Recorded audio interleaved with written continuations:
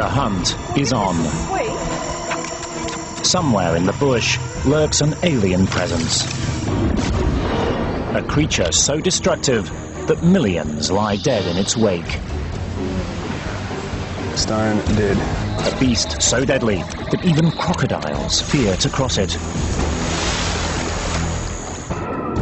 It's breeding uncontrollably and colonizing a continent. Where has it come from? And why is it so deadly? The locals are fighting back. But can the citizens of Australia stop the invasion of the killer cane toads?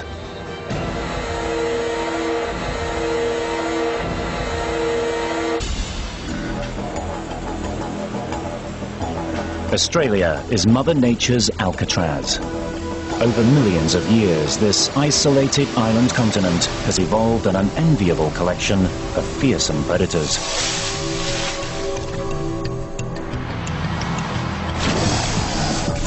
The place teems with an awesome variety of snakes, scorpions, spiders, lizards, and flesh-rending crocodiles. For as long as human inhabitants can remember, these predators have run the show. But a new villain has arrived. And he's breaking all the rules.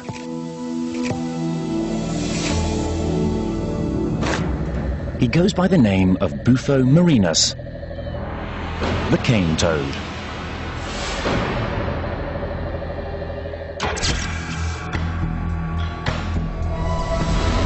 This alien intruder is plundering the Australian outback. He'll eat anything, and he's built to eat fast and often.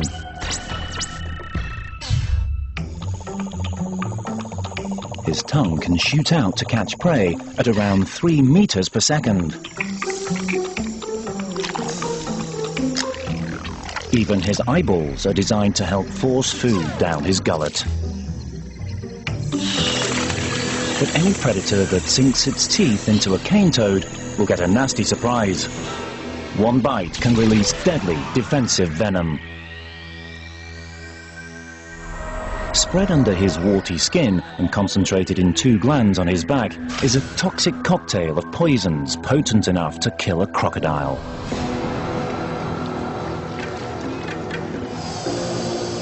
The locals are in trouble. And it's not a fair fight. Bufo hasn't come alone. He runs with a gang, an enormous gang, numbering in the millions.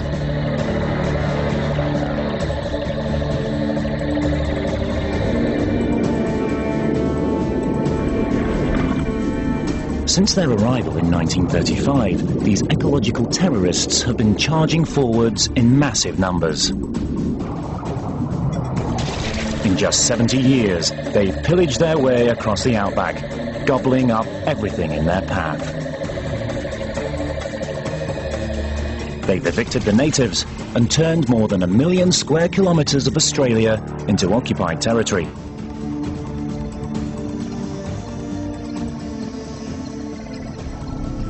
And the suffering isn't confined to the wildlife. When the toad comes knocking,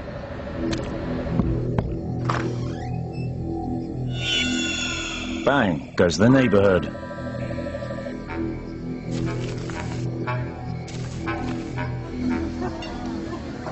Each toad contains enough venom to kill a small child. It's deadly if swallowed, although the venom can't penetrate human skin. But Bufo's mere presence is enough to dismay most residents. On any given evening, you'd probably have 30 or 40 toads in and around the restaurant, with another 50 or so under the floodlights outside. The Aussies haven't taken to their new neighbours. The cane toad by far the worst thing that's happened, no doubt about it. 2 minutes of cane toad catching. Nah, I hate the little buggers. They're just dirty things. Cane toads are just so dirty. I hate them.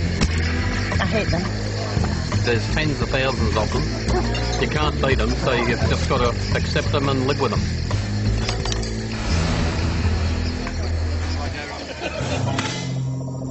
Despite his victories, Bufo shows no sign of slowing down. His army marches on and on. The cane toad tsunami now stands less than 80 kilometres from the last major human outpost in the north of Australia, the city of Darwin. Named after evolutionary champion Charles Darwin, this town of 70,000 people is in trouble. It's facing the extinction of its toad-free way of life.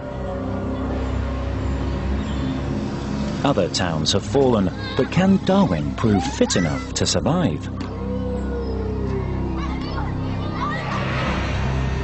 The Darwinians are a tough breed, and the city has found itself a bodyguard, Graham Sawyer. Graham won't be surrendering to the alien invaders. He's formed the Toadbusters.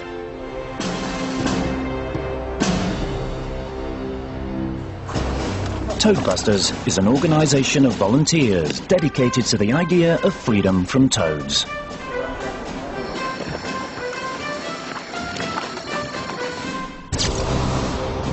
They're planning a defensive line that will stretch over 150 kilometres in a protective arc around Darwin's eastern approaches. When Bufo arrives, the Toadbusters will be waiting. So this is our line in the sand, and none shall pass. The defence of Darwin will require the deployment of toad spies, the mobilisation of the masses, and the blunt aggression of vigilante justice.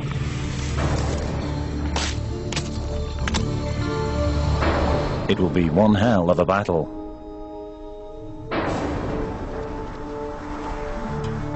And Darwin's D-Day is fast approaching. The Australian dry season is coming to an end. This 6 months of hot, arid weather cooks the soil and dries up the riverbeds. Toads can lose up to 50% of their body water and still survive. But Bufo's army doesn't take any chances. The toads hunker down during the dry season, sticking to the shade and digging themselves into whatever moist soil they can find.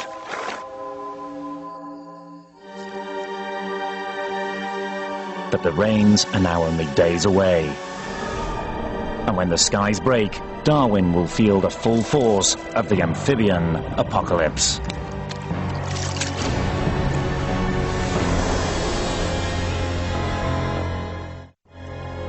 Ironically, Bufo was not always a feared invader. Once upon a time, he was Australia's hero. In 1935, the voracious sugarcane beetle, a sweet-toothed native pest, was decimating Australia's valuable sugar crop.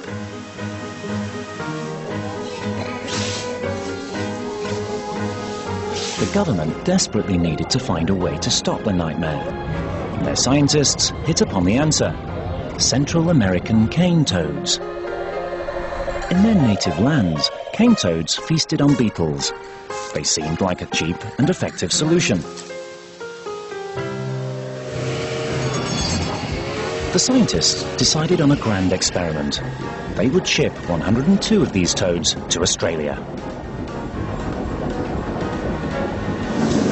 The prospect of a toad destroying all of the pests of sugarcane and doing it for free was extremely attractive. So people were wildly enthusiastic. Australians greeted the toads as saviours. But unfortunately, the toads had other ideas. They ignored the hard-to-catch sugarcane beetles and instead gorged themselves on the multitude of other insects that filled the fields. The experiment went terribly wrong. The disappointed scientists turned instead to pesticides to solve the beetle problem, and they forgot about their failed toad experiment. But the forgotten aliens weren't going anywhere. And a new nightmare was about to begin.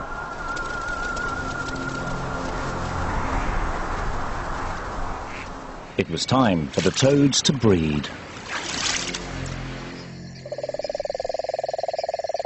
Cane toad courtship is a long-winded affair. It begins with the males giving a moonlight serenade.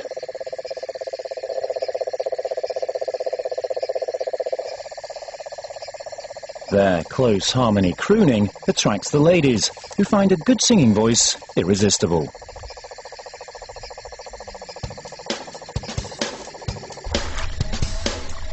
Once partnered up, the male sticks his fingers into the female's armpits, locking in tight for what could be a long haul.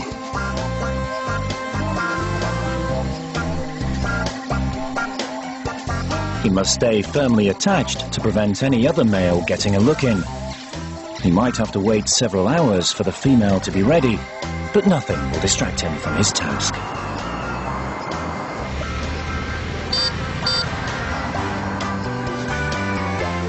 At daybreak, he's still hanging in there.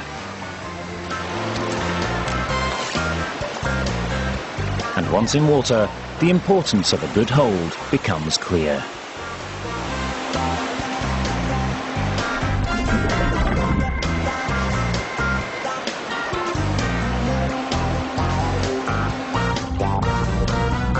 Finally, the female releases her eggs, and the dogged male fertilizes them as they drift into the water.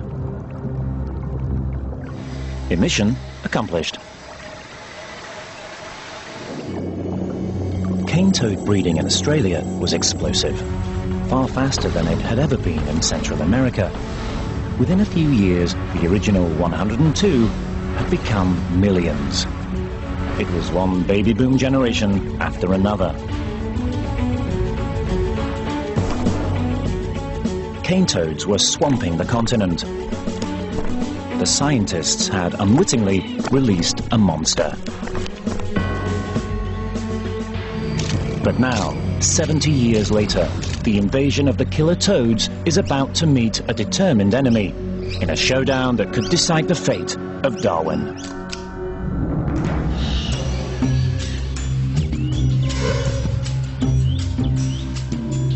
Australia is now home to over 100 million cane toads.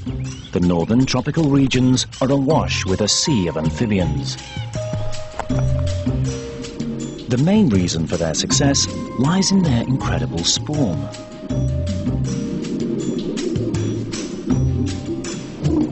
Or more specifically, the huge number of offspring laid by each female. Well, with cane toads, though, the main problem is this. This is all the eggs, and as you can see, there's tens of thousands of them. Unlike native frogs, who lay between 1,000 and 2,000 eggs, the female cane toad is capable of producing 15 times as many, up to 30,000 eggs, each one a potential toad.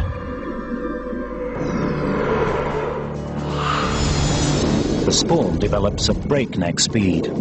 The eggs take only 3 days to turn into tadpoles. And the tadpoles only 4 weeks to become air-breathing metamorph toads. The speed at which they mature alone would give the cane toad plague potential. But there's more.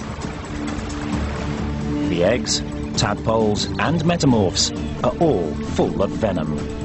Every stage is toxic to potential predators.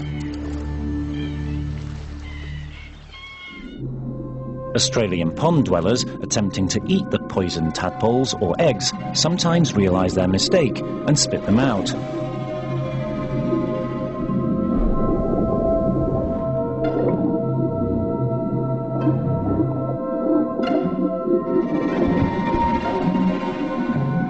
Those who persevere generally pay the price.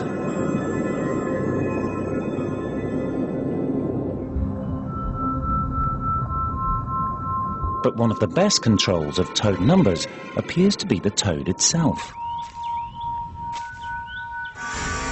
It turns out that Bufo is a voracious cannibal.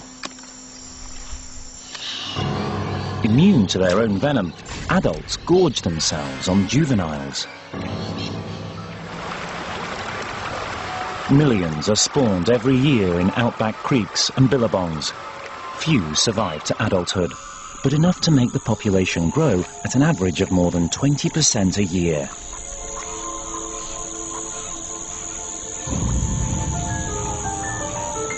And as they grow, their toxic glands grow with them, until the toads almost overflow with venom. If you look very, very carefully, you can see the little black dots, and those black dots are the openings to the contents of the gland, and when that is squeezed, the venom squirts out, can go for a distance of over a metre.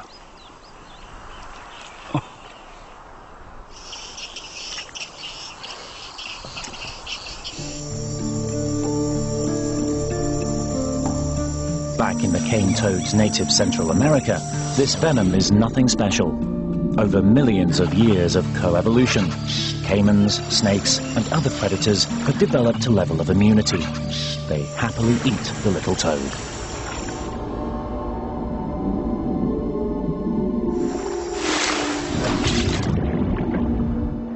But Australia is different. The toads have been there for just 70 years, and the outback predators have had no time to evolve a defense against this chemical attack. They're totally exposed.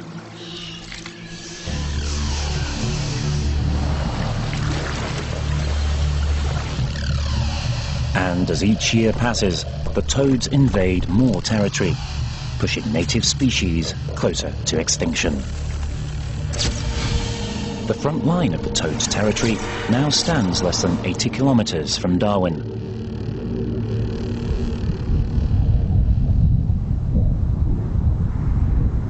And a change in the weather means the line is about to advance once more.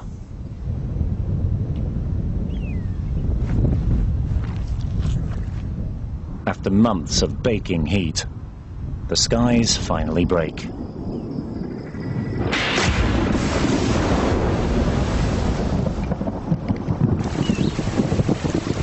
The wet season has arrived, and as water penetrates the earth, something stirs.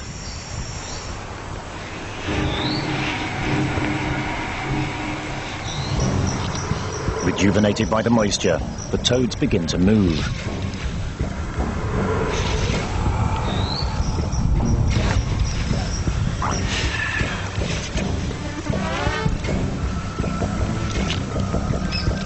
This season's assault has begun.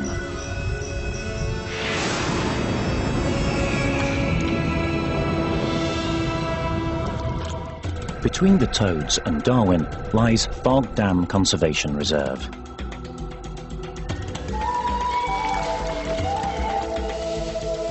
Fog Dam holds one of the highest concentrations of native predators anywhere in Australia. Got it. Oh, he's a nice one.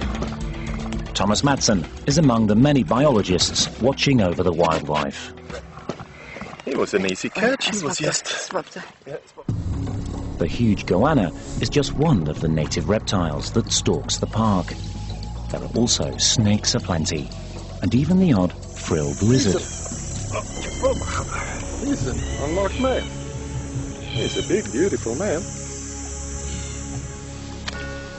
But with the toads on the way, time is running out for all of Fog Dam's residents. Snake expert Ben Phillips is out searching for deadly death adders. The death adder is one of Fog Dam's top predators. It eats native frogs for breakfast, lunch and dinner.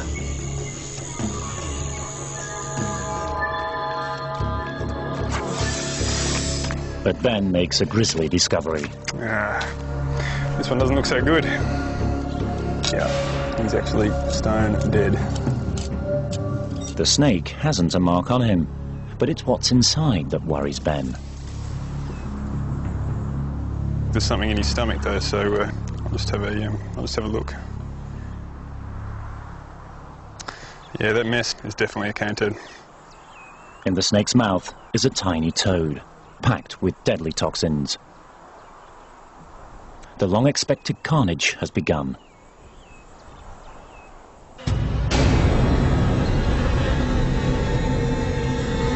The invasion of the pint-sized amphibians is turning the world of Fog Dam upside down.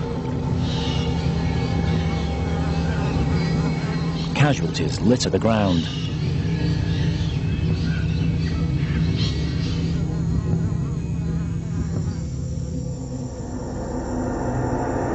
And it's clear who's winning the battle.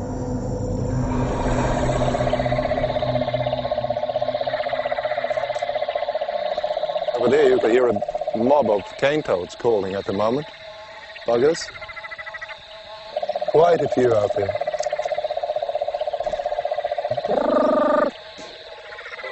Oh dear, oh dear. Oh, that's the end of this place.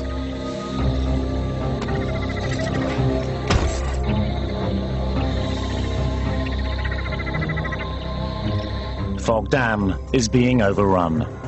The toad front line is moving forwards, ever closer to Darwin.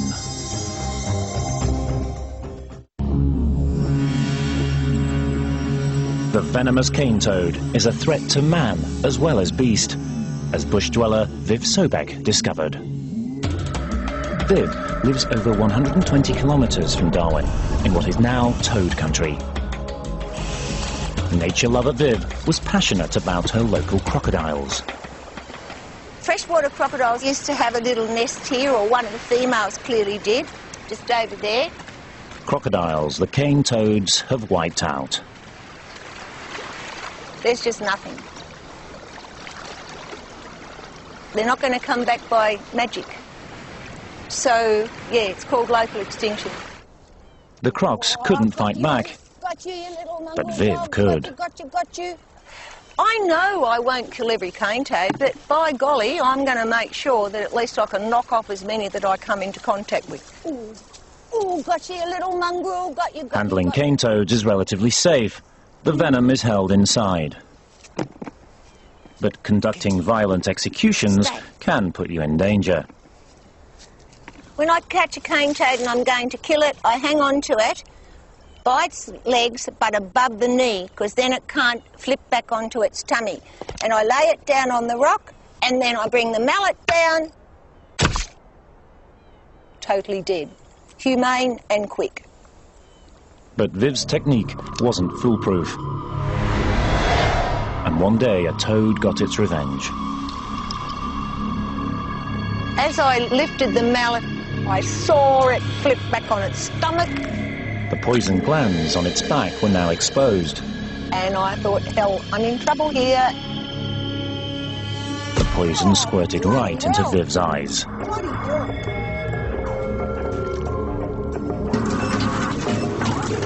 Despite her best efforts to wash it out, the toxin was seeping into her system.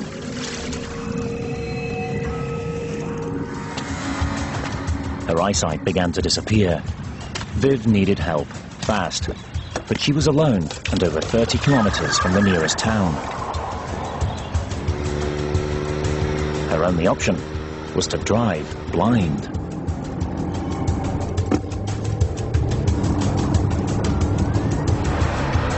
I could not read the sign. It was very difficult to stay on the road, and the only way I knew I was on the road is because when I fell off on the left-hand side, I could hear the rumble on the gravel on the verge.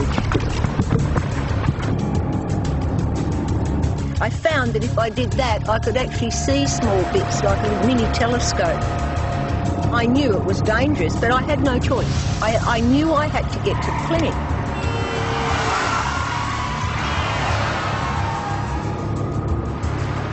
Viv was lucky to survive the journey, but she made it to the medical centre and safety.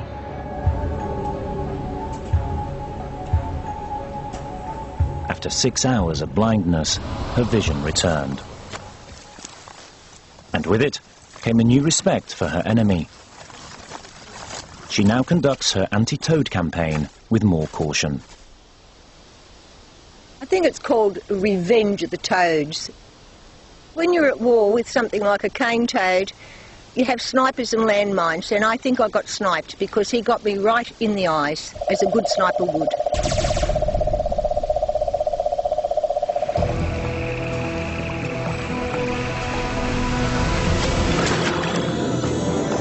Meanwhile, the toads are drawing ever closer to the outskirts of Darwin.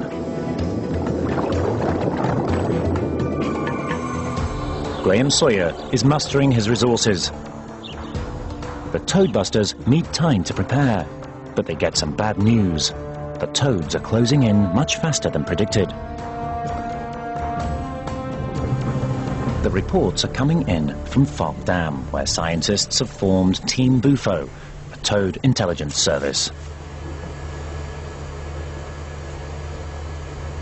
Team Bufo member Greg Brown is measuring all the toads he can find, from the very small to the very large. And he's realized that these frontline toads are special. They've evolved into super toads.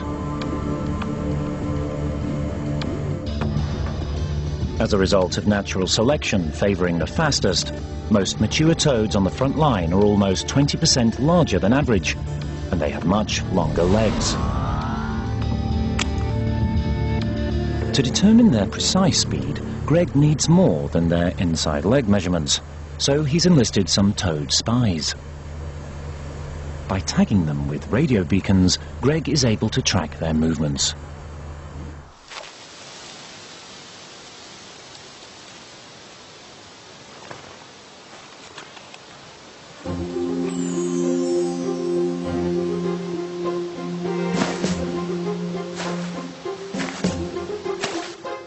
Results are astounding. Aided by its huge back legs, the super frontline toad can hop over 1.5 kilometers in a single night, the equivalent of a man marching more than 15 kilometers. This also means that the toad advance is accelerating. The larger, stronger toads are progressing across Australia at over 5 times the speed of their ancestors. Team Bufo is shocked by these results. We've got large toads, big adult toads, moving incredible distances in very consistent directions. They're going as fast as a toad can possibly go, and so they're storming through the system. And the invasion front has been much more like a military invasion than anything I ever imagined. Much more like the stormtroopers racing over the horizon.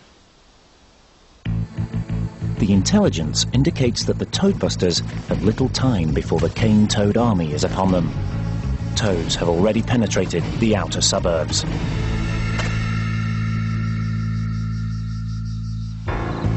And now they're heading for backyards.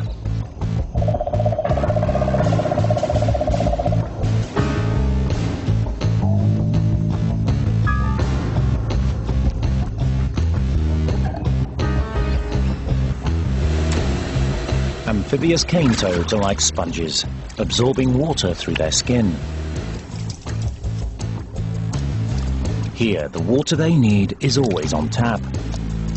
Cool, shady areas abound, and food is plentiful.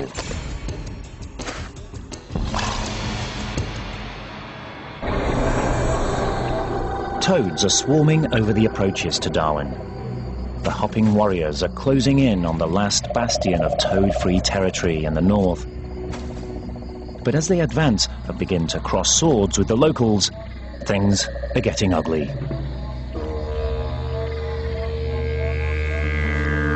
Outback farmers Errol Woods and his partner Raylene Gwamelli have seen their farm decimated by Bufo's toad army, sweeping through the neighborhood.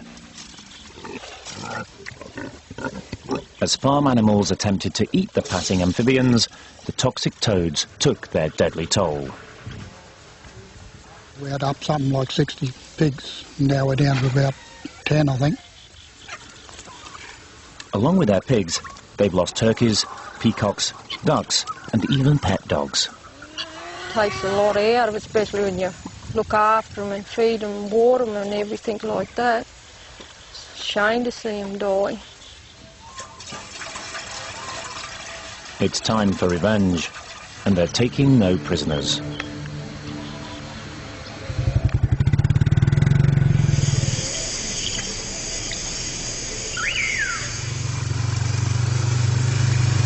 Each night, Errol and Raylene's mobile death squad scours their section of bushland. Their mission is to search and destroy.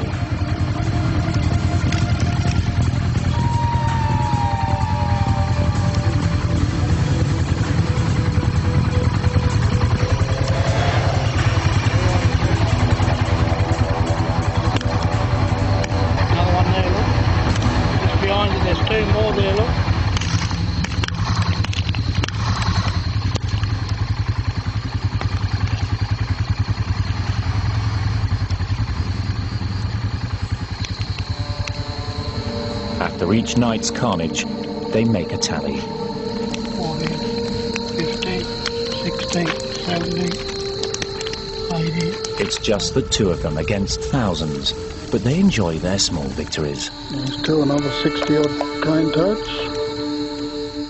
But Errol and Raylene aren't the only outbackers engaging in vigilante justice.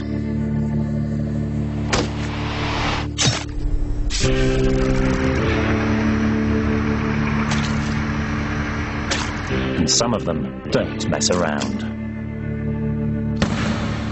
So this one here is a Winchester or a 22. This one's ideal for distance shooting of cane toads up to about 100 feet. It's an air rifle, it's just a single shot break, it doesn't go very far. This is toad load, and this has been marketed to use to actually combat the arrival of cane toads.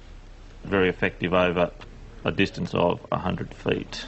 But vigilante violence can only take out one toad at a time. To catch toads in large numbers, Graham Sawyer and his toad busters are mass-producing toad traps. They hope to ensnare the toads with cunning one-way flaps.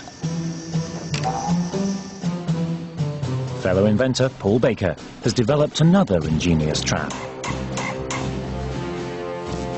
This is my award-winning cane toad trap.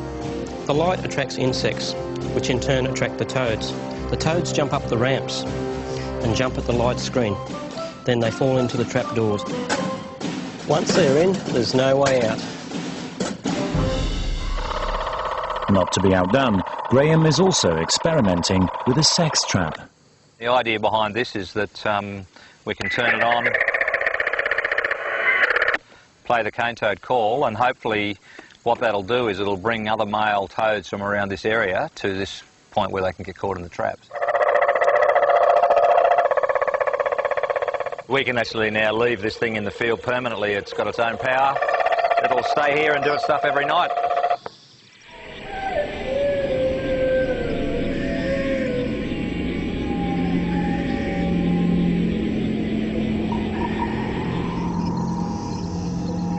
All along the front line, the various traps are primed and readied for action.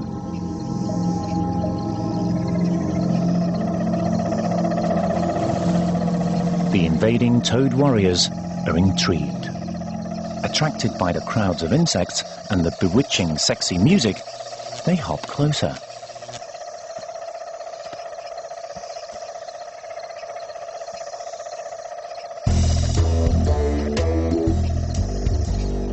But their sensual pleasure is short-lived.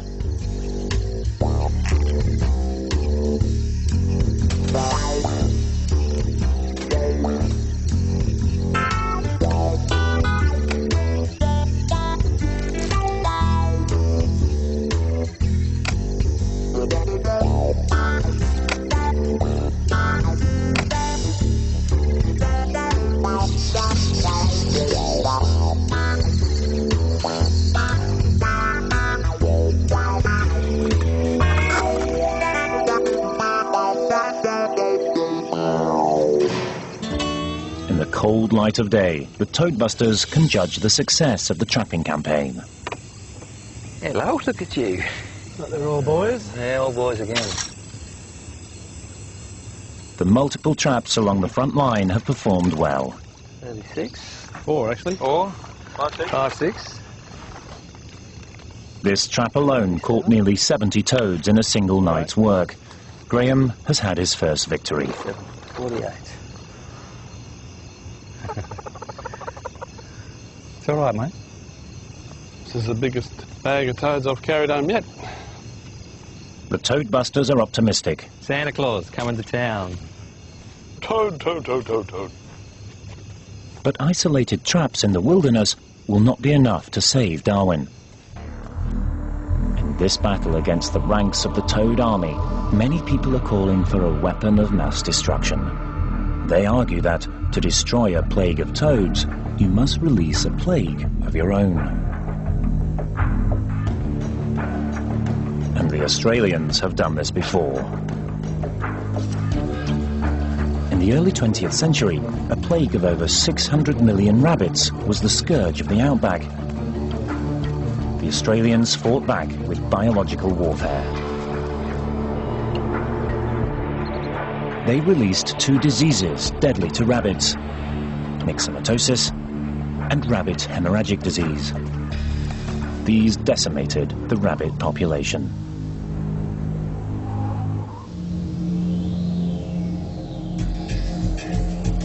Scientists are already working on a biological weapon to counter the cane toad, a virus specially engineered to prevent the toads maturing.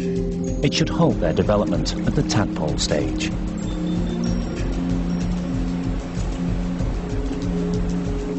Dr. Alex Hyatt is one of the government scientists on the case.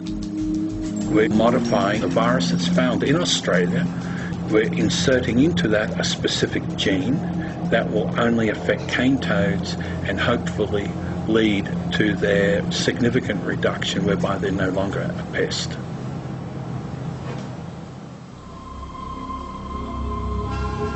But releasing a virus into the wild may not be necessary to tackle the toad menace. Perhaps the toad's current victims can learn to protect themselves. Ben Phillips snakes are showing that the toads need not be a long-term problem.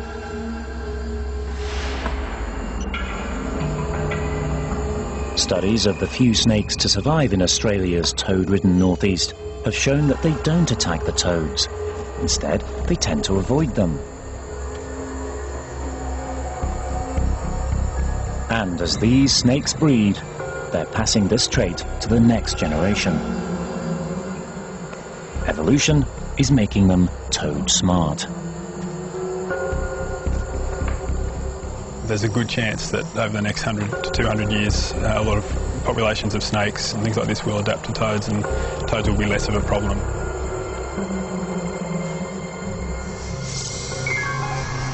But 200 years is a long time to wait, and many species may well become extinct in the meantime. So why not replace predator evolution with a predator revolution?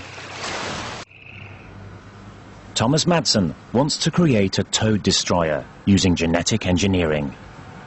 Genetic engineering is basically natural selection working really fast. We have engineered animals for years, dogs, everything. They're just bred in a certain way.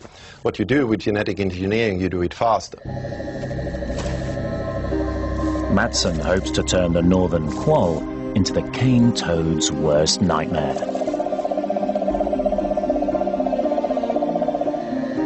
The quoll is a bite-first predator with a preference for amphibians.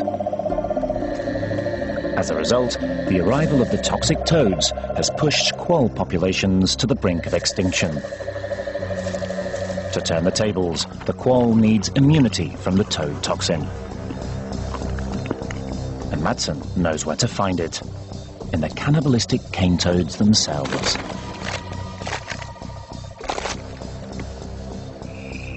Even cane toad tadpoles have no trouble eating their own.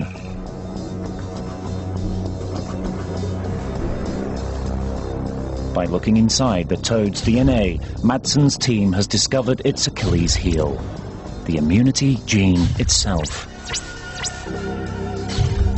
By implanting this gene into the northern quoll, they believe they can turn it from a victim to a killer, a genetically engineered toad terminator. The quoll will then have this gene, same as the cane toad, which means that a quoll can eat a cane toad like a hamburger. It will be completely immune to it.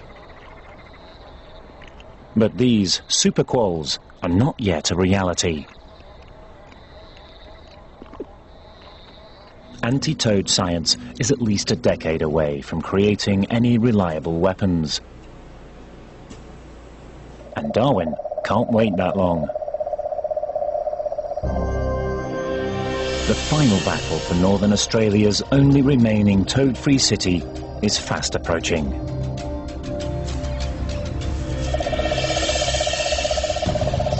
For Graham Sawyer and the Toadbusters, this is the last stand.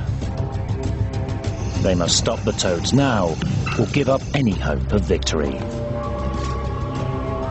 Graham knows that they're hopelessly outnumbered, but he's got a master plan that could put the squeeze on the enemy hordes. With the toads on its doorstep, the city of Darwin has run out of time and options. The Toadbusters' last hope is to use the city's large population to its advantage.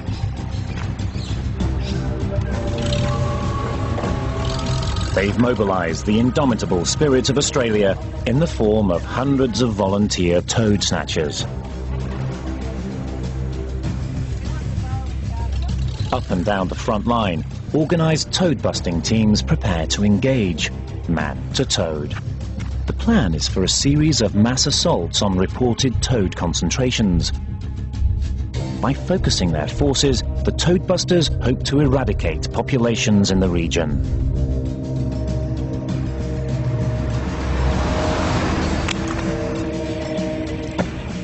The volunteers are ordered to capture rather than kill. The toads they bag will later be frozen.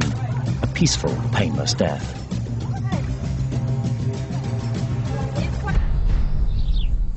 And this toad-busting campaign appears to be striking a major blow to the ranks of invading toads.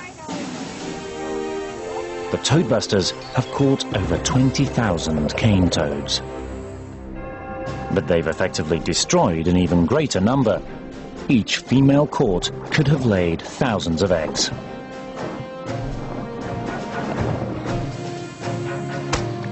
It's a great success, and it might even turn a profit.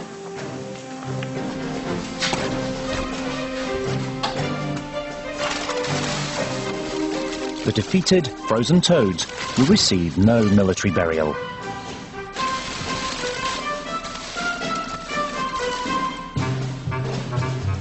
Graham Sawyer has other plans for them. He's collected tons of toad carcasses to be used in the ultimate recycling experiment.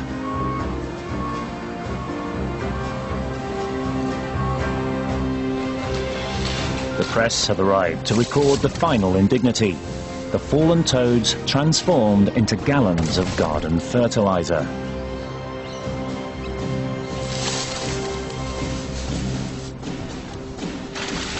It turns out that dead cane toads make some of the finest fertilizer in Australia.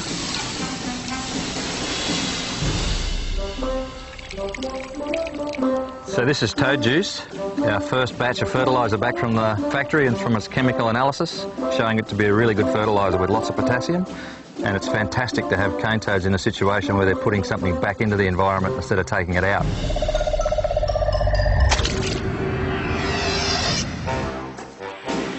This year, despite the best the alien invaders could do, Darwin remains toad-free.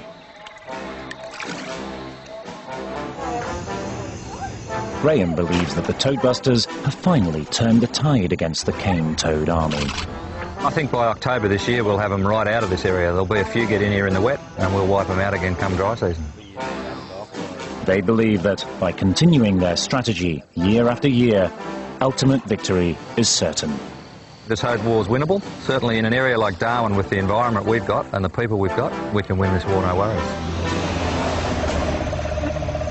But Graham may be jumping the gun.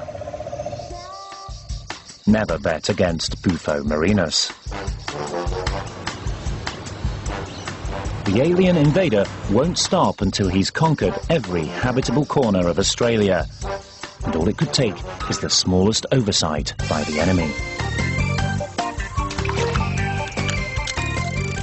Somewhere by a lake in toad country, an unobservant angler could unwittingly offer Bufo the chance he needs.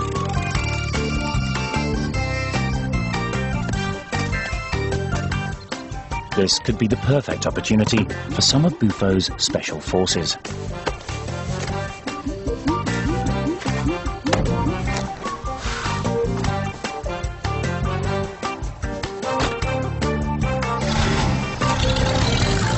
And these masters of stealth would jump at the chance.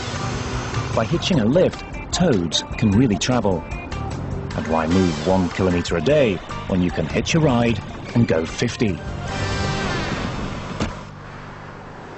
Maybe even all the way to your destination.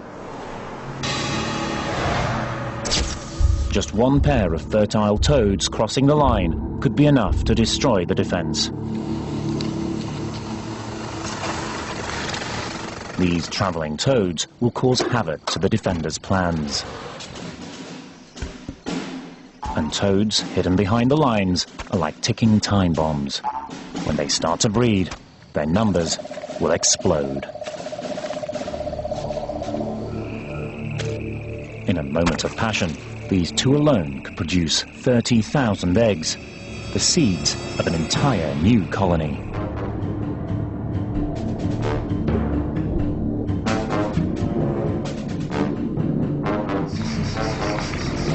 And many more fertile toads are likely to get through.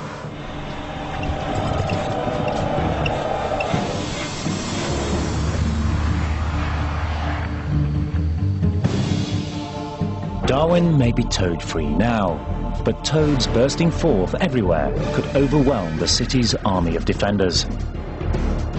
Eventually, the toadbusters will undoubtedly themselves be busted. And the unstoppable march of the toad will then continue throughout the rest of habitable Australia.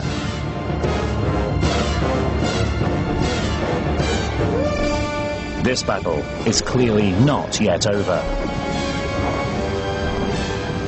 Bufo may be down this year, but the killer toad is definitely not out.